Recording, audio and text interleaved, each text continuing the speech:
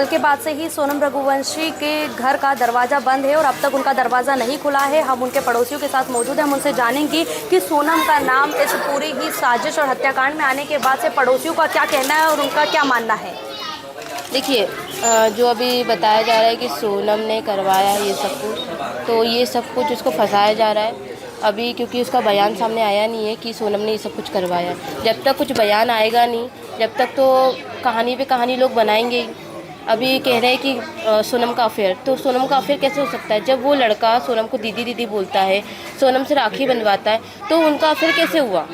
दीदी बोलता है, राज दीदी बोलता था उसको, क्योंकि सोनम से वो 5 साल छोटा।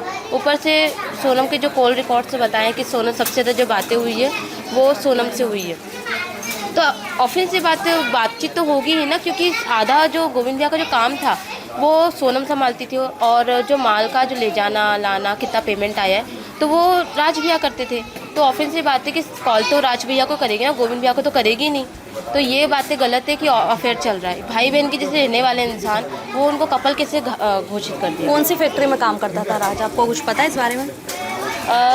गोविंद भैया की ही कंपनी में, जो मैन्युफैक्चरिंग कंपनी थी ना बालाजी के नाम से, उसमें ही वो काम करते हैं। आप बचपन से ही जानते हैं सोनम को, तो उनके बारे में इस तरीके की बातें हो रही है? हाँ, ये जो बातें हो रही है सब सारे सबूत उनकी तरफ है। देखिए, सबूत तो झूठे भी हो सकते हैं ना। अभी जब तक वो सामने वाली लड़की का भी वैसे वो खुद ही डरी हुई है, उसके सामने उसके पति की हत्या हुई है, तो अभी वो खुद ही डरी हुई है। अभी जब तक उसका बयान सामने नहीं आएगा, जब तक कुछ कह पाना मुश्किल है।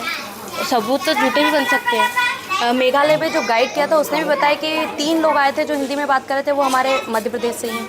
देखिए, इंदौर की ही नहीं, वैसे तो कितने ही सारे लोग जाते हैं घूमने, तो हर किसी को तो हम ये नहीं कह सकते ना कि सोनम के जानने वाले हैं।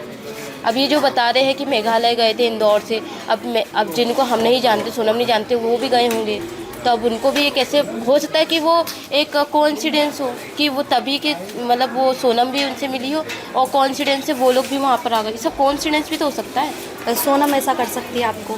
नहीं, बिल्कुल भी नहीं कर सकती है, क्योंकि सोनम का जो बिहेवियर लाइक काफ़ी अच्छा था। किस तरीके की लड़की थी सोनम? सोनम जो लड़की थी काफ़ी अच्छी थी, काफ़ी सपोर्टिव थी, और मुझे भी काफ़ी सपोर्ट करती थी, मुझे अच्छे समझाती थी। हाँ, ये कह सकते हैं कि मुझसे 1-2 साल बड़ी थी। हम लोग साथ में स्कूल जाते थे, और हम लोग साथ में ही कहीं मार्केट वगैरह जाना होता था साथ में जाते थे। मुझे समझाती थी कि देख शिवानी, अभी करियर बना अपना, और अभी शादी करने ना सोच, फैमिली वाले हैं, अभी फैमिली वालों के लिए अच्छे सोच। और वो भी मुझसे काफ़ी सारी बातें शेयर करती थी कि मैं अगर शादी करूँगी तो अपनी फैमिली की रजामंदी से ही करूँगी, और सारी बातें शेयर करती थी कि अगर कोई अफेयर का मामला होता तो मुझसे ये बातें भी शेयर करती ना, पर ऐसा कुछ भी नहीं था उसका।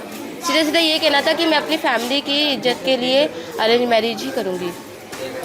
तो जैसा कि आपने देखा, सोनम के पड़ोसियों के द्वारा हमें बताया कि सोनम एक अच्छे स्वभाव की लड़की थी और उसका राज से अफेयर भी उन्होंने नकारा है। उन्होंने कहा कि वो उसे दीदी कर बोलता था, भाई बहन की तरह उनका रिश्ता था। इंदौर से आज़ाद बोल के लिए मैं आयुषी सिंह।